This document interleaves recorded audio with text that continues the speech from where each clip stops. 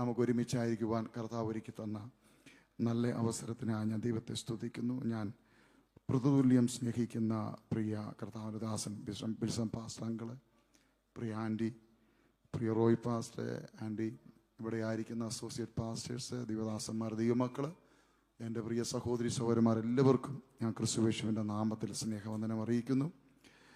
പ്രിയ സഹോദരന്മാരുടെ പേരെടുത്ത് പറഞ്ഞ എല്ലാവരുടെയും പേര് പറഞ്ഞു, അതുകൊണ്ട് ആരുടെയും പേരെടുത്ത് പറയാൻ ആഗ്രഹിക്കുന്നില്ല. ഞങ്ങൾ ഇവിടെയും നാട്ടിലെ ചർച്ചിലുമൊക്കെ ഒരുമിച്ച് ആരാധിക്കുന്ന അനേക ദൈവമക്കളിൻ്റെ അകത്തുണ്ട്.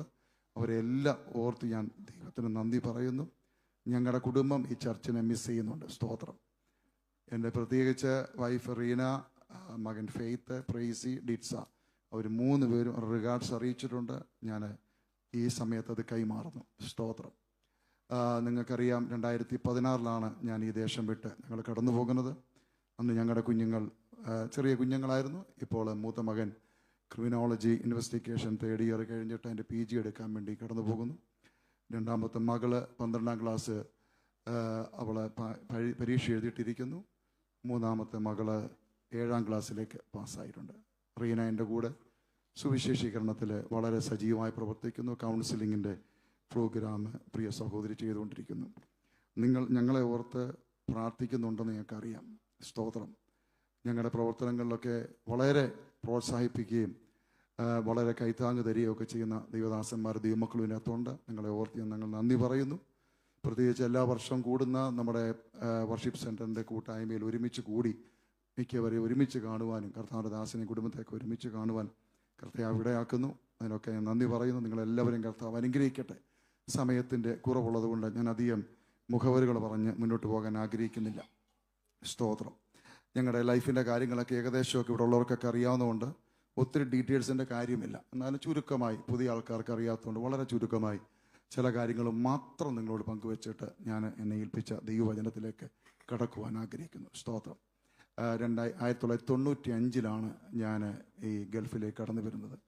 2000 ശേഷം വിവാഹം കഴിഞ്ഞതിന് ശേഷം ആദ്യ ജോലിയോടനുബന്ധിച്ചും പിന്നെ ബിസിനസ്സിലേക്ക് സ്റ്റെപ്പ് വെച്ചു. അങ്ങനെ 2014 ഒന്നാമത്തെ ബിസിനസ് ദൈവം സ്റ്റോപ്പ് ചെയ്യിച്ചു. രണ്ടാമത് വീണ്ടും ഒരെണ്ണം തുടങ്ങി. ദൈവിക പദ്ധതി അല്ലാത്ത പല കാര്യങ്ങളും സ്റ്റെപ്പ് വെക്കുമ്പോൾ നമ്മുടെ ലൈഫിൽ പല തോൽവികൾ സംഭവിക്കും. ഞാൻ എപ്പോഴും ചിന്തിക്കാറുണ്ട്, നമ്മൾ ശ്രീഹരിക്കോട്ടയിൽ നിന്ന് ഇവിടുന്ന് ചന്ദ്രയാൻ 3 മേളിലോട്ട് പൊങ്ങിയപ്പോൾ ഭയങ്കര വലിപ്പമായിരുന്നു. അതിൻ്റെ ആ വലിപ്പമൊക്കെ കണ്ടാൽ ഞെട്ടിപ്പോവും. പക്ഷേ ശൂന്യാകാശത്തിലേക്ക് ചെന്ന് ഓരോ പടി കടന്ന് ചെല്ലുമ്പോൾ ഇതിങ്ങനെ പൊങ്ങി പോകുമ്പോൾ ഓരോന്ന് കരിഞ്ഞ് താഴോട്ട് വീട് നമുക്ക് കാണാം. അവസാനം അങ്ങ് സ്പേസ് ചെല്ലുമ്പോഴത്തേക്ക് ചെറിയൊരു പീസായിരിക്കും പോകുന്നത്. ഇവിടുന്ന് വിട്ടത് എന്താണെന്നറിയാമോ? ഭയങ്കര വലിപ്പമുള്ളൊരു സാധനം, വലിയ ചിമ്മിനി പോലത്തെ സാധനമാണ് പോയത്. പക്ഷെ അങ്ങ് ചെല്ലുമ്പോൾ വെറും ചെറിയ മോട്ടർ വെച്ച് ഓടിക്കാവുന്ന സാധനമാണ് പിന്നെ മേളിൽ ചെന്നിരിക്കുന്നത്. എന്ന് പറഞ്ഞ പോലെ എൻ്റെ ലൈഫിൽ ഇങ്ങനെ ഓരോ ദിവസം ചെല്ലും തോറും പലതും ഇങ്ങനെ കരിഞ്ഞു പോയിക്കൊണ്ടേയിരുന്നു. സ്തോത്രം. എപ്പോഴും നമ്മൾ ഓർക്കണം, ഒരു ദിവസം കൊണ്ടൊന്നും ഒരു മനുഷ്യന് വിശുദ്ധനാകാൻ കഴിയുകയില്ല.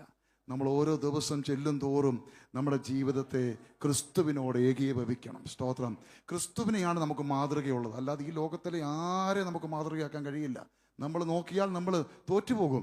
നമ്മൾ യേശു ക്രിസ്തുവിനെ മാതൃകയാക്കി ഓരോ ദിവസവും നമ്മളെ തന്നെ ക്രമീകരിച്ച് ക്രിസ്തുവിൻ്റെ ഭാവത്തോടെത്തണം. സ്തോത്രം. ഞാനിപ്പോൾ ചിന്തിക്കുന്ന കാര്യങ്ങളൊക്കെ, ഞാനൊരു 9 വർഷമായിട്ട് പ്രസംഗിക്കാൻ തുടങ്ങിയതാണ്. പക്ഷേ ഒരു 5 വർഷം മുമ്പ് 7 വർഷം മുമ്പൊക്കെ പ്രസംഗിച്ച കാര്യങ്ങൾ ഇന്നിരുന്ന് ഓർക്കുമ്പോൾ ദൈവമേ അങ്ങനെയൊക്കെ പറയണമായിരുന്നു ചിന്തിച്ചു പോയിട്ടുണ്ട്. ബിക്കോസ് നമ്മൾ ഓരോ ദിവസവും ദൈവത്തോട് അടുക്കുമ്പോൾ നമ്മൾ പറഞ്ഞ കാലങ്ങളിൽ പലതും നമുക്ക് തെറ്റായി തോന്നിയത് വരും. എന്ന് പറഞ്ഞാൽ നമ്മുടെ ചിന്താഗതികളെ പോലും ദൈവം മാറ്റിക്കളയും. നമ്മൾ ദൈവത്തോട് അടുക്കുമ്പോൾ ഓരോ ദിവസം ചെല്ലും തോറും നമ്മുടെ ആത്മീയ നിലവാരം മാറും, നമ്മുടെ പ്രാർത്ഥനയുടെ രീതി മാറും, നമ്മുടെ ഉപവാസം മാറും. സ്തോത്രം. നമ്മൾ ഒരിക്കലും പെർഫെക്ഷനിലേക്ക് എപ്പോഴെത്തുന്നറിയാമോ? യേശു കർത്താവിൻ്റെ വരവിൽ മാത്രമേ നമുക്ക് എത്താൻ കഴിയുള്ളൂ. സ്തോത്രം. ഹല്ലേലൂയ. 2016 നിങ്ങൾക്കറിയാം. സ്തോത്രം. ഞാൻ ഈ ചർച്ചിനകത്തുനിന്ന് ഇവിടെ നിന്ന് എന്നെ വളരെ ബുദ്ധിമുട്ടിയാണ് ഇന്ന് മുകളിലൊക്കെ കയറ്റിയത്. കാലൊക്കെ ഒടിഞ്ഞ് വീൽ ചെയറിലായിരുന്നു എന്നെ കർത്താവ് ഇതിൻ്റെ അകത്ത് കൊണ്ടുവന്ന് അവസാനം സെൻറ്റ് ഓഫ് നടത്തി വിടുമ്പോൾ അല്ലെങ്കിൽ ഇരുന്നാണ് എന്നെ പ്രാർത്ഥിപ്പിച്ചൊക്കെ അയച്ചത്. നിങ്ങൾക്ക് ചിലർക്കൊക്കെ ഓർമ്മ കാണുമായിരിക്കും. സ്തോത്രം. ഇതെല്ലാം ദൈവത്തിൻ്റെ പദ്ധതിയാണ്. നമ്മളൊരു കാര്യം ചിന്തിക്കണം, ദൈവത്തിന് നമ്മളെക്കുറിച്ച് ഭയങ്കര സ്വപ്നമുണ്ട്. ഇവിടെ ഇരിക്കുന്ന ഓരോ വ്യക്തികളെക്കുറിച്ചും ദൈവത്തിന് ഭയങ്കര സ്വപ്നമുണ്ട്. പക്ഷെ നമ്മൾ ആ ഡ്രീമിലേക്ക് എത്തുന്നില്ല.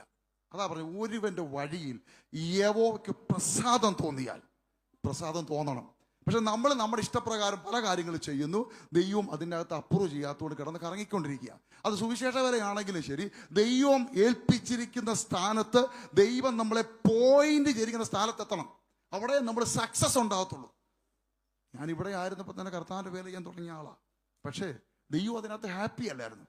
എന്നോട് കർത്താവ് ഓൾവേസ് എപ്പോഴും പറയായിരുന്നു, ഈ ദേശം വിട്ടു പോകണം, എൻ്റെ പരിപാടി ഇതല്ല. പക്ഷെ ഞാൻ അതിന് രക്ഷപ്പെടാൻ വേണ്ടി ഞാൻ പല കാര്യങ്ങൾ ചെയ്യും. നിങ്ങൾക്കറിയാമോ, ഞാൻ ആക്സിഡൻ്റ് ആയി വീൽ ചെയറിൽ ഇരിക്കുന്ന സമയത്ത് എൻ്റെ കുഞ്ഞുങ്ങളുടെ TC മേടിക്കാൻ വേണ്ടി ഞാൻ ജെംസ് സ്കൂളിൽ നിൽക്കുമ്പോൾ കർത്താവിൻ്റെ ദാസനെ വിളിച്ചാമേ പോകാൻ തീരുമാനിച്ചു. ഞാൻ പറഞ്ഞു, വർഷങ്ങളെ പോകരുത്, നമുക്ക് ഇച്ചിരി പരിപാടിയുണ്ട്. ഞാൻ പറഞ്ഞില്ല, മുന്നോട്ട് വെച്ച സ്റ്റെപ്പ് ഇനി പുറകോട്ടില്ല. ദൈവത്തിൻ്റെ ആത്മാവ് വ്യക്തമായിട്ട് പറഞ്ഞു, നിന്റെ പരിപാടി ഇവിടെ അല്ല, അതുകൊണ്ട് ഈ ദേശത്തുനിന്ന് പോകണം. അങ്ങനെ ഞങ്ങൾ സ്റ്റെപ്പ് വെച്ചപ്പോൾ പിന്നെ ഒരു കാരണവശാലും നമുക്ക് തിരിഞ്ഞു നോക്കേണ്ട കാര്യമില്ല. ദൈവം അതിൻ്റെ അകത്ത് പ്രവർത്തിക്കുന്ന ഞങ്ങൾക്ക് ഉറപ്പുണ്ടായിരുന്നു. സ്തോത്രം. അങ്ങനെ ഹല്ലേലൂയ, നിങ്ങൾക്കറിയാവുന്ന കാര്യമാണ്, ഞാൻ ബർദുബൈ വെച്ച് ഞാൻ ഹല്ലേലൂയ ദൈവത്തിൻ്റെ പദ്ധതിയിലേക്ക് തിരിയാത്തത് കൊണ്ട് എന്ന് പറഞ്ഞാൽ ദൈവത്തിൽ നിന്ന് അകന്നു പോയ ഒരു കാലഘട്ടം എനിക്കുണ്ടായിരുന്നു. 95 തൊട്ട് ഏകദേശം 2004 വരെ ഒരു വല്ലാത്ത അവസ്ഥയിൽ ഞാൻ ജീവിച്ച കാലഘട്ടം എനിക്കുണ്ടായിരുന്നു. പക്ഷേ ആ സമയത്തൊക്കെ ഞാൻ ദൈവത്തിലേക്ക് മടങ്ങി വന്ന് ദൈവത്തോട് പറ്റിച്ചേർന്നിരിക്കാൻ ഞാൻ ആഗ്രഹിച്ചു. പക്ഷെ പലപ്പോഴും നമ്മളൊരു പെർഫെക്ഷൻ ഇല്ലാതെ വന്നിട്ടുണ്ട്. എന്നാൽ ദൈവം തിരിക്കാൻ ശ്രമിച്ചിട്ട് ഒന്നും തിരിഞ്ഞില്ല. അങ്ങനെ അവസാനം ഞങ്ങളുടെ സ്ഥാപനമൊക്കെ ദൈവം അടിച്ച് തകർത്ത് പല രീതിയിലൊക്കെ മുന്നോട്ട് കൊണ്ടുപോയി ജയിലിൽ പിടിച്ചിട്ടു. എല്ലാ സംഭവങ്ങളിനകത്തെല്ലാം ഉണ്ടായി. എന്നാൽ എന്നിട്ടും ആ ദൈവീയ പദ്ധതിയിലേക്ക് തിരിയാഞ്ഞത് കൊണ്ട് അവസാനം ദൈവത്തിൻ്റെ പിടി വീണത് ബർദുബയിൽ റമദാ ഹോട്ടലിന് മുന്നിൽ വെച്ച് എൻ്റെ ഇയർ ബാലൻസ് നഷ്ടപ്പെട്ടു. എന്ന് പറഞ്ഞാൽ ഒരിക്കലും എനിക്ക് അങ്ങനെ ഒരു സംഭവമില്ല, എനിക്ക് അങ്ങനെ ഒരു രോഗം ഉണ്ടായിട്ടില്ല. പക്ഷേ എൻ്റെ ഇയർ ബാലൻസ് നഷ്ടപ്പെട്ട്, സാധാരണ ഇയർ ബാലൻസ് നഷ്ടപ്പെടുമ്പോൾ നമ്മുടെ മുമ്പിൽ ഭൂമി കറങ്ങുകയാണ്, പക്ഷെ അതിന് പകരം ഞാൻ കറങ്ങി. അത്രയേ ഉള്ളൂ സംഭവിച്ചത്. എന്ന് പറഞ്ഞാൽ എത്രത്തോളം സ്പീഡിൽ ഞാൻ അവിടെ കിടന്ന് കറങ്ങാവോ, കറങ്ങി കറങ്ങി കറങ്ങി റോഡിൽ വീണു. എൻ്റെ ബോധം നഷ്ടപ്പെട്ടു. ബോധം വരുമ്പോൾ റാഷിദ് മെഡിക്കൽ കോളേജിലെ സ്തോത്രം അവിടെ വെച്ച് അപ്പോഴെനിക്ക് മനസ്സിലായി, എൻ്റെ കാല് കയറ് പിരിയുന്ന പോലെ പിരിഞ്ഞ് ഒടിഞ്ഞു പോയി. എന്ന് പറഞ്ഞാൽ രണ്ടായിട്ട് ഒടിഞ്ഞ് തിരിഞ്ഞു പോയി. ആ ഒരു കറക്കത്തിൽ ഉടൻ തന്നെ അവർ ഓപ്പറേഷൻ തിയേറ്ററിലേക്ക് കയറ്റി 2 സൈഡിലും ടൈറ്റാനിയം പ്ലേറ്റ് ഇട്ടു. 3.5 ഇഞ്ച് മുതൽ 1.5 ഇഞ്ച് വരെയുള്ള സ്ക്രൂ ഇട്ട് കാല് ഫിറ്റ് ചെയ്തു. ഏറ്റവും നല്ല ഫിക്സിങ്, അവിടുത്തെ ഏറ്റവും നല്ല ഡോക്ടറാണ് ഫിറ്റ് ചെയ്തത്. അതിനുശേഷം അദ്ദേഹം എന്നോട് പറഞ്ഞു, സാമുവേൽ നീ നടക്കും, 2.5 മാസം കഴിയുമ്പോൾ ഞാൻ നിന്നെ നടത്തുമെന്ന് പറഞ്ഞു. എനിക്ക് ഭയങ്കര കോൺഫിഡൻസ് ഉണ്ടായി അദ്ദേഹത്തിൻ്റെ വാക്കിനകത്ത്. പക്ഷേ അന്ന് രാത്രി റിക്കവറി റൂമിലേക്ക് എന്നെ കൊണ്ടുവന്നതിന് ശേഷം എല്ലാവരും പോയി, ആർക്കൂടെ നിൽക്കാൻ കഴിയില്ല. ആ റിക്കവറി റൂമിൽ ഞാൻ ഇങ്ങനെ കിടന്ന് ഞാൻ ദൈവത്തോട് ചോദിച്ചു, കർത്താവേ എന്തു അപ്പായി കാണുന്നത്, എന്തിനാ എന്നെ ഇങ്ങനെ താഴെ ഇട്ടത്, എന്തിനാ എന്നെ ഇങ്ങനെ തൊട്ടത് എന്നൊക്കെ ഞാൻ ദൈവത്തോട് ഇങ്ങനെ സംസാരിച്ചുകൊണ്ടിരിക്കുമ്പോൾ ആ റൂമിനകത്തൊരു ശബ്ദം ഞാൻ കേട്ടു, ഞാനാ നിന്നെ തൊട്ടത്, എൻ്റെ കരത്തിന് മാത്രമേ നിന്നെ സൗഖ്യമാക്കാൻ കഴിയുള്ളൂ. ഡോക്ടർമാർ പറഞ്ഞെല്ലാം കാറ്റി പറന്നു. 3 മാസം അവരെന്തെല്ലാം ചെയ്യാം അതെല്ലാം ചെയ്തു നോക്കി. എൻ്റെ കാലിന് സ്പർശന ശക്തി ലഭിച്ചില്ല. എൻ്റെ കാലിന് ജീവനുണ്ട്, പക്ഷെ എൻ്റെ കാല് ജോയിൻ്റ് ആയിട്ടില്ല. കാലിന് നീര് വെച്ചുകൊണ്ടിരിക്കുന്നു. കാല് നിലത്ത് കുത്താൻ കഴിയില്ല. ഡോക്ടർമാരുടെ വിധി പ്രകാരം 1 കിലോ വെയിറ്റിൽ കൂടുതൽ എൻ്റെ കാലിൽ ചെന്ന് കഴിഞ്ഞാൽ ഈ സ്ക്രൂ പൊട്ടി പോകും, കാല് മുറിച്ച് കളയേണ്ടി വരും. അങ്ങനെ ഒരു വീൽ ചെയറിൽ എന്നെ കർത്താവ് ഇരുത്തി. സ്തോത്രം. എന്നിട്ട് കർത്താവ് പറഞ്ഞു, ഞാൻ നിന്നെ എഴുന്നേൽപ്പിച്ച് നടത്തും, പക്ഷേ എൻ്റെ വചനമെടുത്ത് നിന്റെ ജന്മസ്ഥലത്തെത്തണം. അവസാനത്തെ വാണിംഗ്. പിന്നെ ഞങ്ങളൊന്നും തീരുമാനിച്ചില്ല. 2016 ഏപ്രിൽ മാസം 26-ാം തീയതി ഈ ദേശത്തോട് ഞങ്ങൾ ടാറ്റ പറഞ്ഞു. ഹല്ലേലൂയ. സ്പെഷ്യലായിട്ട് ഡോക്ടേഴ്സ് വന്നിട്ട് അവരെന്നെ ലിഫ്റ്റ് വഴിയാണ് ഫ്ലൈറ്റ് കയറ്റിയത്. തിരുവനന്തപുരം എയർപോർട്ടിലും അതേപോലെ ലിഫ്റ്റ് വഴി താഴെ ഇറക്കി. കാരണത്തൊക്കെ കൊണ്ടുവന്ന് എടുത്ത് കയറ്റിയിരുത്തി. വൈകിട്ട് വെളുപ്പാങ്കാലത്ത് 1:30 ആയപ്പോൾ ഞാൻ വീട്ടിലെത്തിയപ്പോൾ എൻ്റെ കാലിന് 2 കാലിൻ്റെ വലിപ്പമുണ്ട്. സ്തോത്രം. ഞാൻ പറഞ്ഞു, കർത്താവേ അവിടുത്തെ ശബ്ദം കേട്ട് ഞാൻ എൻ്റെ കുഞ്ഞുങ്ങളുമായി ഈ ദേശത്തു നിന്ന് യാത്ര പറഞ്ഞു വന്നു കഴിഞ്ഞു. എൻ്റെ കർത്താവിനെ എഴുന്നേൽപ്പിച്ച് നടത്തണം. എനിക്കിങ്ങനെ ഇരിക്കാൻ വയ്യ കർത്താവേ.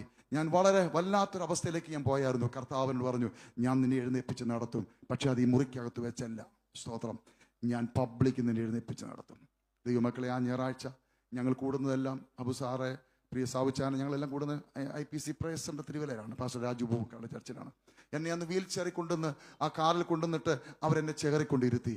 അതിനുശേഷം പാസ്റ്ററിനോട് പറഞ്ഞു, അല്പസമയം വചനം സംസാരിക്കണം. ഞാൻ പറഞ്ഞു, പാസ്റ്ററെ എനിക്ക് ഈ എഴുന്നേറ്റ് നിൽക്കാനൊക്കെ ബുദ്ധിമുട്ടുണ്ട്. കാസ് പറഞ്ഞു, ഞങ്ങൾ ഹെൽപ്പ് ചെയ്യാമെന്ന് പറഞ്ഞു. അങ്ങനെ ദൈവദാസന്മാർ എന്നെ ഹെൽപ്പ് ചെയ്ത് ക്രച്ചസിൽ കൊണ്ടുവന്ന് സ്റ്റേജിൽ കൊണ്ടു നിർത്തി. അപ്പോൾ എനിക്ക് ഈ ക്രച്ചസ് നിന്നുകൊണ്ട് ബൈക്ക് പിടിച്ച് സംസാരിക്കാൻ ബുദ്ധിമുട്ടുള്ളതുകൊണ്ട് ഞാനൊരു കാര്യം ചെയ്തു. എൻ്റെ 2 ക്രച്ചസ് മാറ്റി വെച്ചിട്ട് പുൾപിറ്റിൽ സ്ട്രോങ് ആയിട്ട് കൈ കൊണ്ട് പിടിച്ചു. ഒരു കാല് മാത്രം കുത്തിയുന്നുണ്ട്, ഒരു കാല് മാത്രം നേരെ ഇങ്ങനെ, കാല് കുത്താൻ പറ്റത്തില്ല, ഭയങ്കര നീരാണ്. ഈ ഒരു കാല് മാത്രം ബലം കൊടുത്ത് അരമണിക്കൂർ സംസാരിച്ചു. അതിനുശേഷം കർത്താവിന്റെ ദാസൻ എഴുന്നിട്ട് പറഞ്ഞു, സാമ്പിന്റെ നേരെ എല്ലാവരും കൈ നീട്ടാൻ പറഞ്ഞു. ദൈവദാസനും ദൈവസഭ എൻ്റെ നേരെ കൈ നീട്ടി. അതിനുശേഷം അദ്ദേഹം ഇപ്രകാരം പറഞ്ഞു, ഏലിയാവ് ആഹാബിന്റെ രഥത്തിന് മുന്നിൽ ഓടിയതുപോലെ ഈ ദൈവദാസൻ ഓടണം. സ്തോത്രം. അങ്ങനെ അവരെല്ലാവരും എനിക്ക് വേണ്ടി പ്രാർത്ഥിച്ച് യോഗം 11:30 അവസാനിക്കും. ആശീർവാദം പറയാൻ വേണ്ടി അദ്ദേഹം അനൗൺസ്മെന്റ് നടത്തിക്കൊണ്ടിരിക്കുമ്പോൾ ദൈവദാസന്മാരെന്നെ ഹെൽപ്പ് ചെയ്തു, ചേറിക്കൊണ്ട് വീണ്ടും ഇരുത്താൻ വേണ്ടി. അങ്ങനെ ഒരു സ്റ്റെപ്പ് വെച്ചു, രണ്ടാമത്തെ സ്റ്റെപ്പ് വെച്ചു. പബ്ലിക് എല്ലാം നോക്കിക്കൊണ്ടിരിക്കുകയാണ്. രണ്ടാമത്തെ സ്റ്റെപ്പ് വെച്ചപ്പോൾ എന്നോട് ദൈവത്തിന്റെ ആത്മ പറഞ്ഞു, ഞാൻ നിന്നെ സൗഖ്യമാക്കിയിരിക്കുന്നു, ക്രച്ചസ് മാറ്റി നടക്കുക. ദൈവമക്കളെ, ഇത് എന്നോട് കർത്താവ് പറയുമ്പോൾ എൻ്റെ മനസ്സിൽ ഡോക്ടർമാർ പറഞ്ഞ് ചിന്ത കയറി വന്നു, 1 കിലോ വെയിറ്റ് കൂടുതൽ കാലിൽ വന്നാൽ കാല് പൊട്ടിപ്പോവും, പിന്നെ മുറിച്ച് കളയേണ്ടി വരും. ഞാൻ ഉടനെ ഒന്ന് ഫീൽ ചെയ്ത് നോക്കി, എൻ്റെ കാലിൽ സൗഖ്യമായോ? വേദന കുറവുണ്ടോ? വേദനയൊന്നും കുറവില്ല, വേദനയൊക്കെ അതേപോലെ നിൽക്കുന്നുണ്ട്. പക്ഷെ കർത്താവ് ഒറ്റ കാര്യം പറഞ്ഞുള്ളൂ, ഞാൻ നിന്നെ സൗഖ്യമാക്കി, കാല് കുത്തി നടക്കുക. ഞാനൊരു കാര്യം തീരുമാനിച്ചു. അന്ന് 104 കിലോ വെയിറ്റ് എനിക്കുണ്ട്. ആ 104 കിലോ ആ ഒടിഞ്ഞ കാലിൽ ഞാൻ കൊടുക്കാൻ തീരുമാനിച്ചു.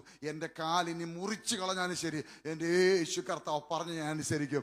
ഓൺ ദ സ്പോട്ടിൽ ആ സ്റ്റേജിൽ വെച്ച് 104 കിലോ എൻ്റെ കാലിൽ ഞാൻ ഇങ്ങനെ കുത്തുകയും ഒറ്റ സെക്കൻഡ് കൊണ്ട് ഒരു അത്യന്ത ശക്തി എൻ്റെ കാലിലേക്ക് വ്യാപരിച്ചു.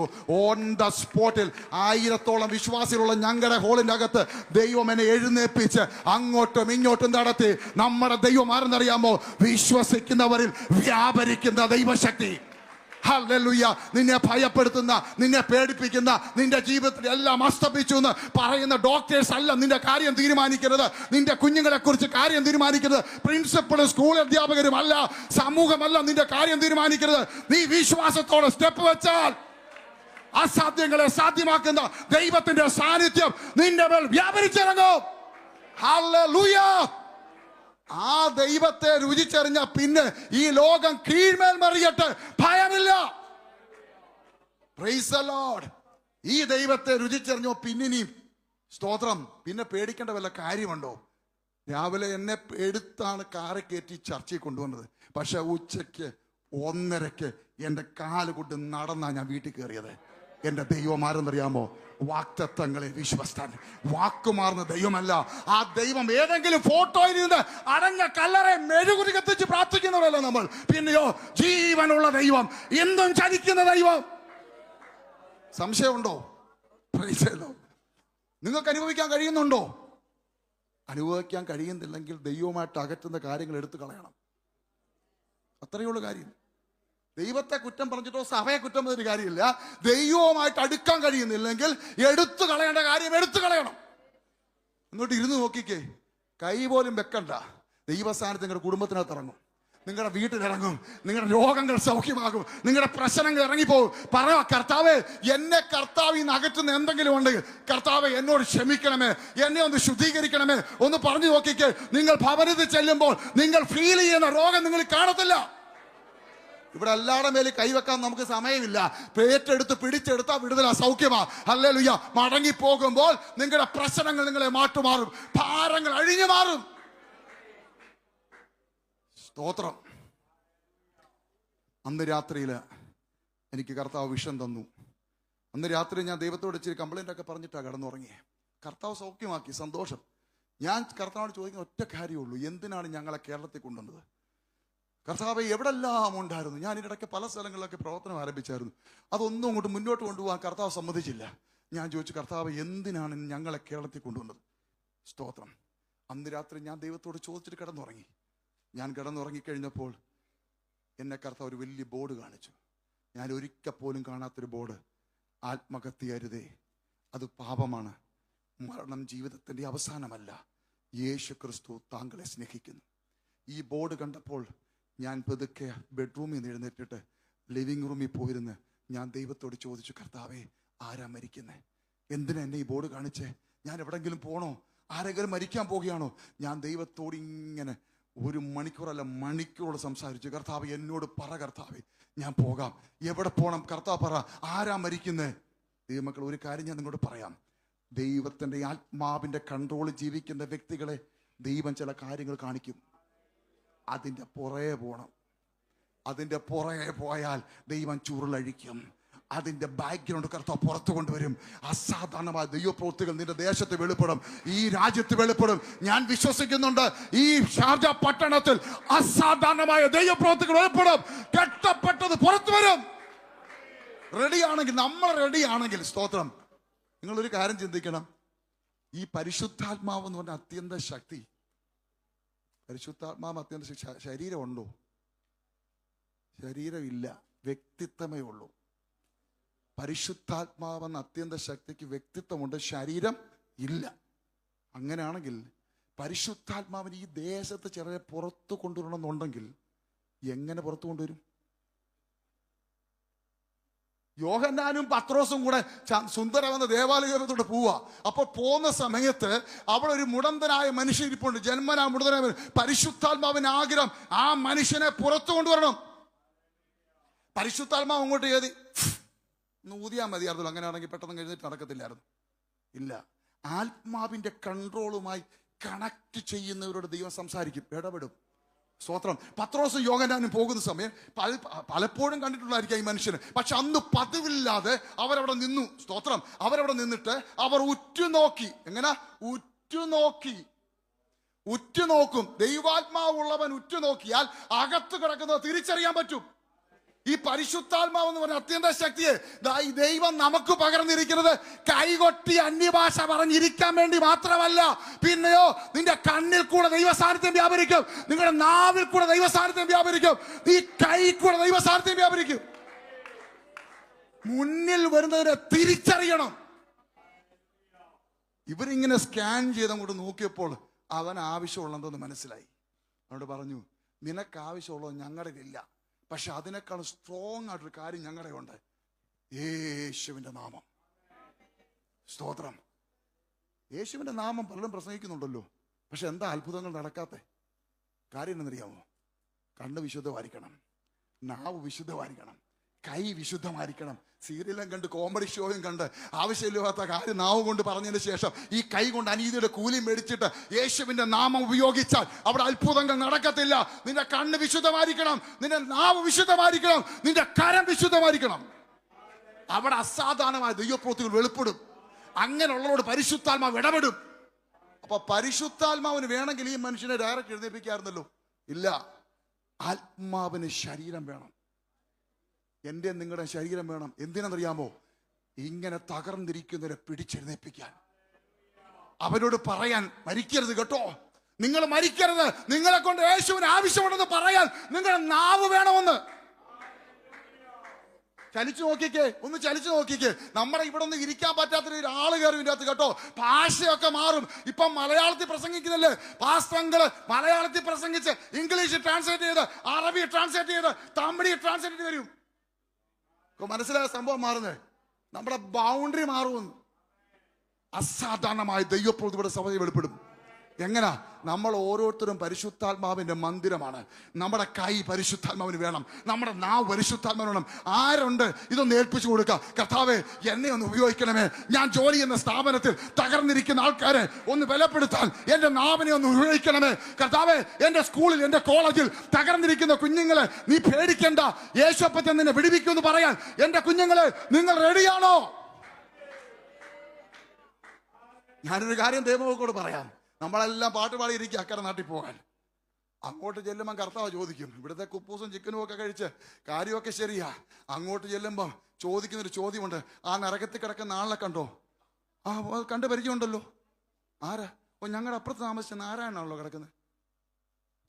നിന്റെ അപ്പുറത്ത് താമസിച്ച നാരായണൻ നരകത്തിൽ കിടന്ന് പൊളയുന്നു. കർത്താവ് ചോദിക്കും, നീ അവന്റെ നേബറായിട്ട് എത്ര വർഷം താമസിച്ചു? ഒരു പ്രാവശ്യവും എന്നെ കുറിച്ച് പറഞ്ഞോ? കണക്ക് ബോധിപ്പിക്കേണ്ടി വരും. ദൈവമക്കളെ, ഈ സുവിശേഷത്തിന് തീ അകത്ത് കയറണം. സുവിശേഷത്തിന് തീ അകത്ത് കയറണം കേട്ടോ.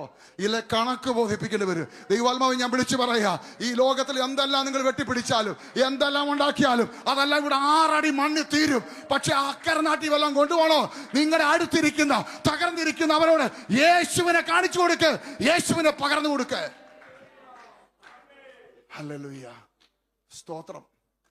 അന്ന് രാത്രി കർത്താവ് എന്നെ കാണിച്ച ആ ബോർഡിന് മുന്നിൽ ഞാൻ കർത്താവേ, എന്നോട് പറ കർത്താവേ, എന്തുവാ, എന്ത് എന്നോട് പറ. 3.5 മണിക്കൂർ എൻ്റെ കർത്താവ് പറഞ്ഞു. 3.5 മണിക്കൂർ കഴിഞ്ഞു. ഒരു കാര്യം നിങ്ങൾ ഓർത്തോണം, കർത്താവ് പെട്ടെന്ന് ഇടപെടത്തില്ല കേട്ടോ. സീരിയസ്നെസ് കർത്താവ് വാച്ച് ചെയ്യും. ഇവനെ സീരിയസോടാണോ ഇരിക്കുന്നത് അതോ ചുമ്മാ ഉഴപ്പിയിരിക്കുകയാണോ? ഞാൻ പറഞ്ഞു, കർത്താവേ അപ്പച്ചൻ പറ, ഞാൻ റെഡിയാ. കർത്താവ് പറഞ്ഞു, ഞാൻ നിന്നോട് സംസാരിച്ചുകൊണ്ടിരിക്കുമ്പോൾ 1000കണക്കിന് ആൾക്കാർ മരിച്ചുകൊണ്ടിരിക്കുക. ഞാൻ എന്ത് ചെയ്യണം? റെഡിയാണോ? ഞാൻ പറഞ്ഞു, റെഡിയാപ്പാ. അപ്പൻ എന്തു പറഞ്ഞാലും റെഡിയാ. 2 കാര്യം, ഞാൻ പറയുന്ന കാര്യം അനുസരിക്കണം. 2, ജഡരക്തങ്ങളോട് ആലോചന ചോദിക്കരുത്.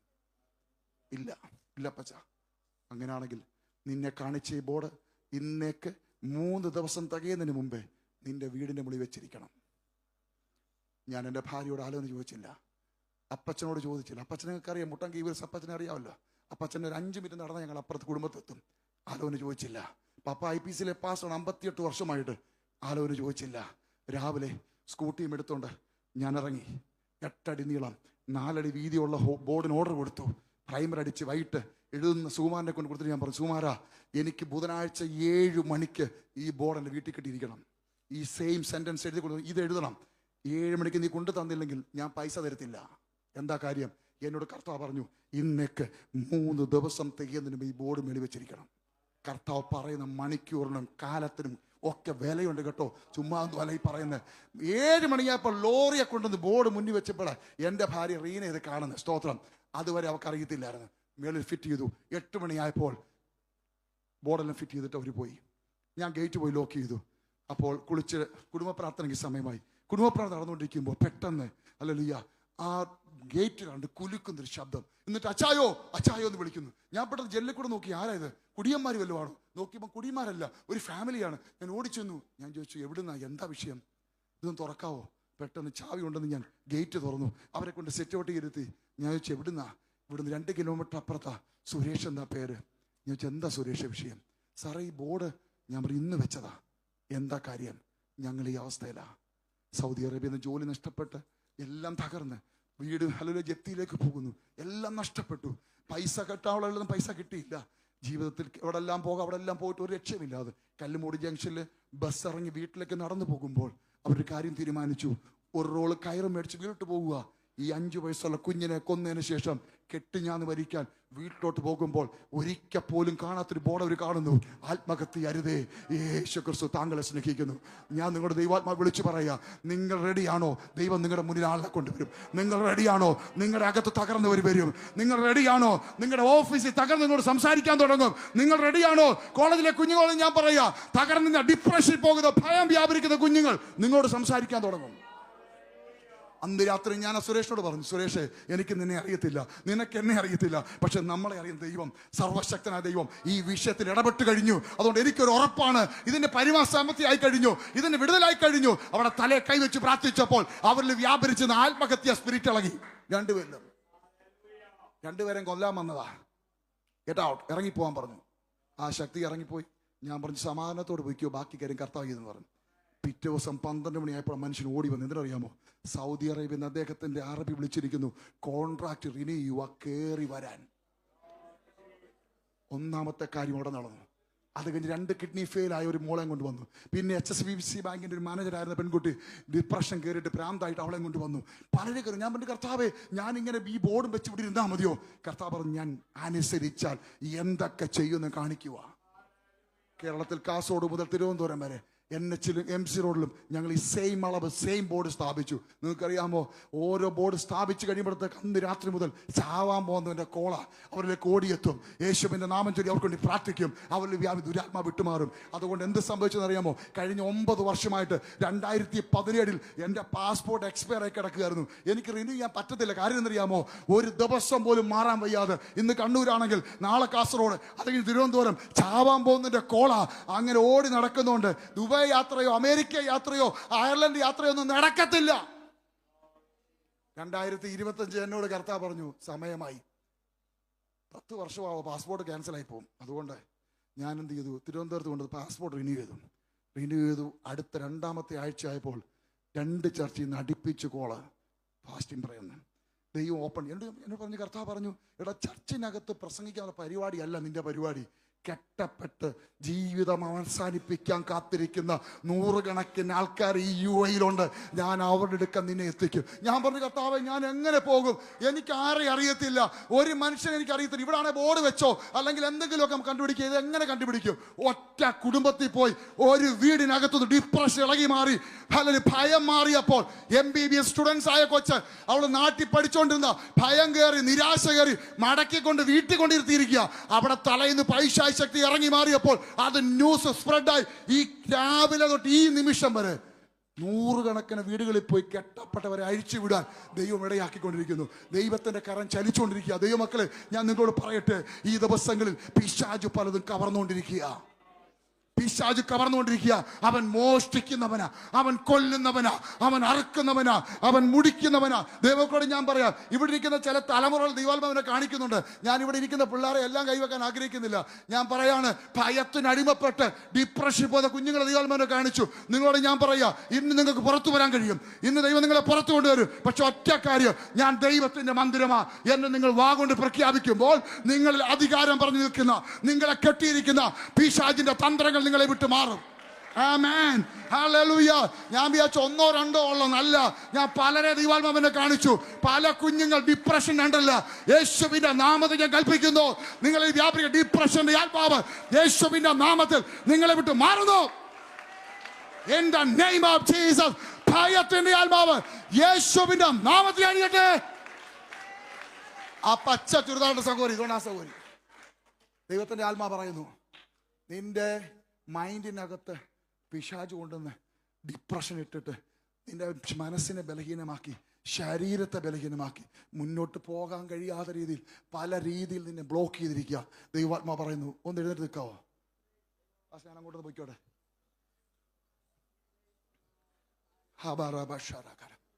ദൈവത്തിന്റെ ആത്മാ പറയുകയാണ്, നീ ഇന്ന് പുറത്തു വരാൻ പോവാ. നിന്നെ കൂട്ടിക്കെട്ടിരിക്കുന്ന, കവർന്നുകൊണ്ട് പോയിരിക്കുന്ന സകല പൈശാചിമണ്ഡലവും നിന്നെ വിട്ടു മാറും. നീ യേശുവിന്റെ മന്ദിരമാണോ? ആണല്ലോ. സ്വർഗത്തിലും ഭൂമിക്കും നാഥനായവനും സകലത്തിന്റെ ഉടയവനായ യേശു ക്രിസ്തുവിന്റെ നാമത്തിന്റെ ശക്തി ഈ ശരീരത്തേക്ക് വ്യാപരിക്കുന്നു. ഇവളെ പിടിച്ചു കെട്ടിയിരിക്കുന്ന സകല കെട്ടും, ഇവിടെ മൈൻഡിനകത്ത് ഇവളെ ബന്ധിച്ചിരിക്കുന്ന സകല ബന്ധനങ്ങളും യേശുവിന്റെ നാമത്തിൽ ഈ ശരീരം വിട്ടുപോകുന്നു. ഇവിടെ ബ്രെയിനകത്ത് ശുദ്ധീകരിക്കുക. ഇവിടെ തലച്ചോറിനകത്തിട്ടിരിക്കുന്ന സകല ഡിപ്രഷന്റെ വേരുകളും സകല ഫിയർ, ഭയത്തിന്റെ വേരുകളും യേശുവിന്റെ നാമത്തിൽ പുറത്തു പോകുന്നു. You are free in the name of Jesus.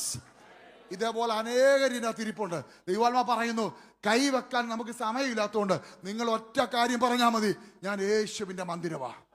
എൻ്റെ മേൽ യേശുവിന് മാത്രമാ അധികാരം, എൻ്റെ മേൽ യേശുവിന് മാത്രം അധികാരം. നിങ്ങളത് പറയാൻ തയ്യാറാണ് കുഞ്ഞുങ്ങളെ? നിങ്ങൾ കുഞ്ഞുങ്ങൾ മാത്രമല്ല, ഇവിടെ ഇരിക്കുന്ന പല പ്രായമുള്ള ആൾക്കാരും കൊണ്ട് ഇപ്പോൾ ഭയം വ്യാപരിക്കുന്നുണ്ട് കേട്ടോ.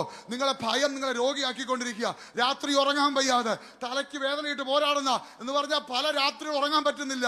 ആ ഉറക്കമില്ലായ്മ പല രോഗങ്ങൾ ഉണ്ടാക്കുന്നുണ്ട്. അതല്ല ഇപ്പോൾ വിട്ടുപോകുന്ന ഒറ്റ കാര്യമുള്ളൂ, പറ, ഞാൻ യേശുവിന്റെ മന്ദിരമാ, ഞാൻ യേശുവിന്റെ മന്ദിരമാ. കുഞ്ഞുങ്ങൾ പറ, ഞാൻ യേശുവിന്റെ മന്ദിരമാ. ദൈവസാന്നിധ്യം വ്യാപരിക്കുക. കർത്താവേ, കുഞ്ഞുങ്ങളുടെ മേൽ ദൈവസാന്നിധ്യം വ്യാപരിക്കട്ടെ. യേശുവിന്റെ നാമത്തിൽ അത്ഭുതങ്ങൾ സംഭവിക്കട്ടെ. അവരുടെ മനസ്സിനെ പിടിച്ചു കെട്ടിയിരിക്കുന്ന, അവരുടെ ബ്രെയിനെ ഫുള്ളാക്കിയിരിക്കുന്ന യുവാത്മാവെന്നെ കഴിഞ്ഞ ദിവസങ്ങളിൽ കാണിച്ചൊരു കാര്യം ഞാൻ അങ്ങോട്ട് പറയാം. നമ്മുടെ കുഞ്ഞുങ്ങൾ ഇതിന്റെ അകത്ത് ഇരിക്കുന്നുണ്ട്, കാര്യം ശരിയാണ്. പക്ഷെ കുഞ്ഞുങ്ങളുടെ ബ്രെയിൻ മുഴുവൻ പിശാച് ഫുള്ളാക്കിയിരിക്കുക. ഒരു മൊബൈലിനകത്ത് സ്റ്റോറേജ് ഫുൾ ആയാൽ എന്താ എഴുതി കാണിക്കും നിങ്ങൾക്ക് അറിയാമോ? Storage full, delete some file എന്ന് കാണിക്കും. പിന്നെ അത് റിമൂവ് ചെയ്യാതെ ഒരു ഫയലും കയറത്തില്ല. സ്തോത്രം. നമ്മുടെ കുഞ്ഞുങ്ങളെ തലയ്ക്കകത്ത് പിശാച് പലത് വിട്ട് നിറച്ചിരിക്കുക. അവരിവിടെ ഇരിക്കുന്നുണ്ട് കേട്ടോ, കാര്യം ശരിയാ. ഈ വചനം അവരിലേക്ക് കയറാൻ പിശാച് സമ്മതിക്കത്തില്ല. സ്റ്റോറേജ് ഇല്ല, തലയിൽ സ്റ്റോറേജ് ഇല്ല. നിങ്ങൾ ശ്രദ്ധിച്ചിട്ടുണ്ടോ? കുഞ്ഞുങ്ങൾക്ക് മനപ്പാഠവാക്യം പഠിക്കാനൊക്കെ എന്ത് പാടാന്നറിയാവോ? എന്താ 2 ലൈനുള്ള വാക്യം പോലും അവർക്ക് ഓർത്തിരിക്കാൻ പറ്റുന്നില്ല. എന്താണെന്നറിയാമോ? സ്റ്റോറേജ് ഫുൾ ആക്കിയിരിക്കുക, എംപ്റ്റി ആക്കുക കേട്ടോ. പരിശുദ്ധാത്മാവ് നിങ്ങളുടെ തലയിലെ സ്റ്റോറേജ്. പിള്ളേരെ നിങ്ങൾ ശ്രദ്ധിച്ച് എല്ലാ കുഞ്ഞുങ്ങളും ശ്രദ്ധിച്ച്. ഓ ഹല്ലേലൂയ. കുഞ്ഞുങ്ങൾ പ്ലീസ്, ദൈവത്തിന്റെ ആത്മാവ് നിങ്ങൾ വ്യാപരിക്കുക. എല്ലാവരും പറ, ഞങ്ങൾ ടെമ്പിൾ ഓഫ് ഗോഡ് ആണ്. I am temple of God എന്ന് പറ. ഞാൻ യേശുവിന്റെ മന്ദിരം എന്ന് പറ. ഞാൻ യേശുവിന്റെ മന്ദിരമാ. കർത്താവേ, ഈ കുഞ്ഞുങ്ങളുടെ ദൈവസാന്നിധ്യം വ്യാപരിക്കട്ടെ. അദൃശ്യമായ കരം തുറന്നതിനായി സ്തോത്രം. പൂർണ്ണ സൗഖ്യം വ്യാപരിക്കട്ടെ. അവിടെ തലയ്ക്കകത്തിട്ടിരിക്കുന്ന ദുഷ്ടപിശാചിന്റെ സകല സ്റ്റോറേജും യേശുവിന്റെ നാമത്തിൽ റിമൂവ് ചെയ്യുന്നു. അത് എംപ്റ്റി ആകട്ടെ. പരിശുദ്ധാത്മാവ് കൺട്രോൾ എടുക്കുന്നതിനായി സ്തോത്രം. കർത്താവേ, കുഞ്ഞുങ്ങളെയും ജനത്തെ അപ്പച്ച അനുഗ്രഹിച്ചു പ്രാർത്ഥിക്കുന്നു. ദൈവത്തിന്റെ സാന്നിധ്യം നിങ്ങളുടെ വ്യാപരിക്കട്ടെ. അത്ഭുതങ്ങൾ സംഭവിക്കട്ടെ. അപ്പാ, വിടുതൽ അയച്ചതിനായി സ്തോത്രം. യേശുവിന്റെ നാമത്തിൽ തന്നെ ആമേൻ. സമയം നിങ്ങൾക്കറിയാമല്ലോ. വചനത്തിലേക്ക് ഞാനൊന്നും കയറാൻ പറ്റിയില്ല. എന്നാലും കുഴപ്പമില്ല. ദൈവാത്മാവ് സംസാരിച്ചു കഴിഞ്ഞു. ഇന്ന് ഭയത്തിന് അടിമപ്പെട്ടല്ല നമ്മൾ ജീവിക്കുന്നത്. നമ്മളിൽ അധികാരമുണ്ട്. നമ്മുടെ നാവിൽ അധികാരമുണ്ട്. നിങ്ങൾ പറഞ്ഞാൽ അത്ഭുതങ്ങൾ സംഭവിക്കും. നിങ്ങൾ പറഞ്ഞാൽ നിങ്ങളുടെ മുന്നിൽ നിൽക്കുന്ന മലകൾ മാറിപ്പോകും.